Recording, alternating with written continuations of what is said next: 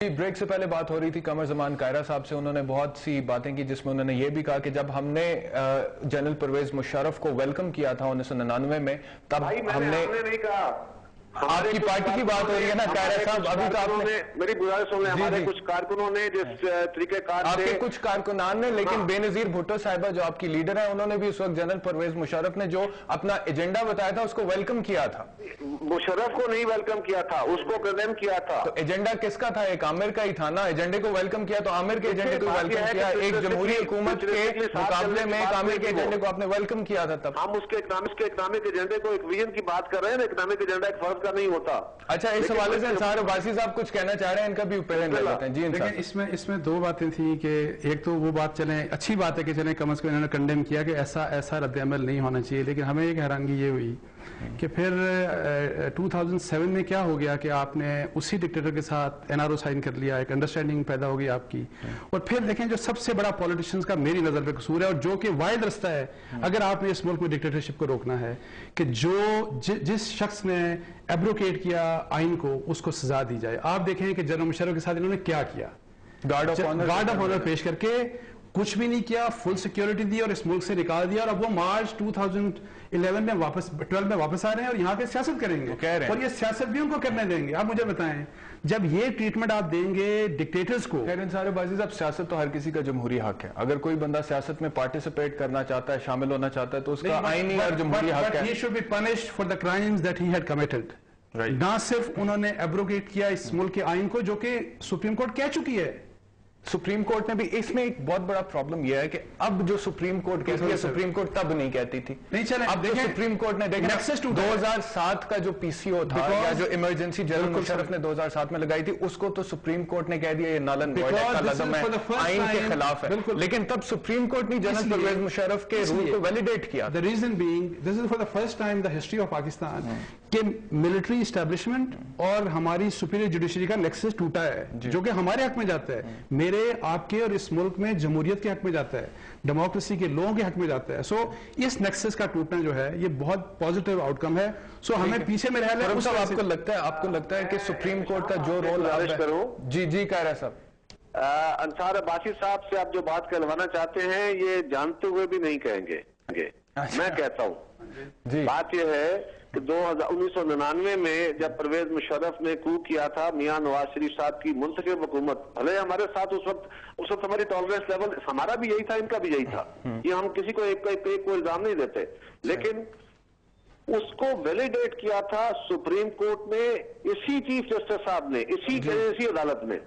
اس کے بعد 2007 میں جب جوڈیشری کے ساتھ اختلاف ہوا تو اس ایکٹ کو ایمرجنسی جو تھی وہ ملک کے اندر کوئی سارے ملک کے اندر قانون نہیں ختم کر دیا گیا تھا, جوڈیشری کو اٹیک کیا تھا اور اس کے اوپر انہوں نے کہا کہ ہاں, لیکن ہم نے اس کا بھی ساتھ دیا. اس میں انصار عباسی صاحب بھی تھے, خود میرے بھائی کی جماعت بھی تھی, میری جماعت بھی تھی, باقی سول سوسائٹی بھی تھی, سارے لوگوں نے وکلاء بھی تھے. آپ نے بعد میں جو آپ کی پرفارمنس رہی جوڈیشری کی بحالی کے حوالے سے, جب تک لانگ مارچ نہیں ہوا آپ نے جوڈیشری کو بحال نہیں کیا. مجھے بات کر لیتے ذرا پلیز. میں یہ کہہ رہا ہوں پرویز مشرف کے ساتھ ہم نے کوئی اقتدار میں شیئر بندر بانٹ نہیں کی. ایک مشرف کے ساتھ ہم نے اپنے ملک کے اندر وہی ریکنسیلیشن کے اداروں کا ٹکراؤ ختم ہو, ہم اپنے اداروں کے ٹکراؤ سے بچتے ہوئے, اپنے انوائرمنٹ سے بچتے ہوئے, پاکستان کے حالات کے تحت ہم نے ایک فیصلہ کیا کہ مشرف کو نکلنے کا راستہ الگ کیا جائے. ہم نے مشرف کے ساتھ مل کے حکومت نہیں بنائی, حکومت ہم پاکستان کے عوام کے ووٹوں سے آئے, ہم نے حکومت مسلم لیگ نواز کے ساتھ مل کے بنائی اور مشرف کو ایگزٹ کرایا, نکالا. اور میاں خرم صاحب جب آپ باہر نکلنے کا راستہ دیں گے تو فیوچر ڈکٹیٹرز کے لیے کیا میسج دے رہے ہیں؟ اب آپ خرم صاحب نہیں, وہ ویسے بھی کہہ رہے ہیں کہ ہم نے مشرف کے ساتھ اقتدار میں کبھی حصہ داری نہیں کی, لیکن ایک تنقید جو ہوتا ہے پیپلز پارٹی پہ, جیسے کہ انصار عباسی صاحب نے NRO کا حوالہ دیا, وہ کہتے ہیں جی کہ NRO جب پاس ہوا, محترمہ کے کیسز واپس ہو گئے, زرداری صاحب کے کیسز واپس ہو گئے, تو ممکن تھا کہ پیپلز پارٹی میں اور مشرف صاحب میں آپس میں کسی قسم کا کوئی الحاق ہو جاتا. آپ کو لگتا ہے بات درست ہے؟ دیکھیں یہ ساری ہم بحث کر رہے ہیں نا کہ ڈکٹیٹرشپ ہے یا ڈیموکریسی ہے. اصل معاملہ یہ ہے کہ ریاستی طاقت کا استعمال کسی قانون کے تابع ہونا چاہیے. میکس ویبر نے کہا تھا کہ جو ریاست ہے اس کے پاس مونوپلی ہے لیگل وائلنس کے اوپر. ٹھیک ٹھیک ہے, اس کے علاوہ کسی کو آپ نہیں یہ اجازت دے سکتے کہ وہ وائلنس کا استعمال کرے. اب معاملہ یہ ہے کہ اب چاہے وہ این آر او ہے, این آر او اگر آپ ریکارڈ یہ کہتا ہے کہ این آر او ایک پریزیڈنشل آرڈیننس تھا ایشوڈ بائی پرویز مشرف, ٹھیک ہے, اور کب ایشو ہوا؟ اس رات جب جس کے اگلے دن صدارتی الیکشن ہونا تھا 6 اکتوبر کو, یہ بھی اب 4 سال ہوئے اس معاملے کو. تو وہاں تو ڈیفینیٹلی کوئی انڈرسٹینڈنگ ضرور موجود تھی, پر معاملہ جس پہ ہم بحث کرنا چاہ رہے ہیں وہ یہ ہے, میں پھر یہ گزارش کرتا ہوں کہ جمہوریت کا اور ڈکٹیٹرشپ سسٹم نہیں ہے. ڈکٹیٹرشپ کا ایک بہت بڑا فلاؤ یہ ہے کہ وہ ایک سسٹم نہیں ہے, طاقت کے استعمال سے ایک شخص آ جاتا ہے, اس میں کوئی سکسیشن نہیں ہے کہ بھی قانونی طور پر ایک شخص جائے گا تو کیا ہوگا, لہذا انہیں پھر دوبارہ اسی آئین اور جمہوریت اور قوانین کا سہارا دینا پڑتا ہے. ٹھیک ہے, ایک بات جو آپ نے پرفارمنس جو سیاستدانوں کی ہے بلا شبہ اس میں بہت خرابیاں ہیں, اس میں بہت کرپشن ہوئی ہے, اس میں بہت لا قانونیت بھی ہوئی ہے.